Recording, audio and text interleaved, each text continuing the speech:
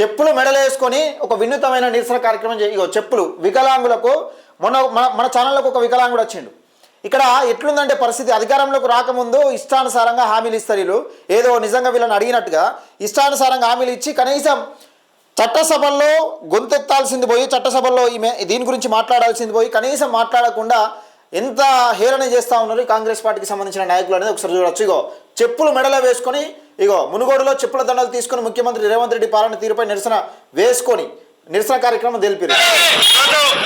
తెలంగాణ రాష్ట్ర ముఖ్యమంత్రి రేవంత్ రెడ్డి గారిని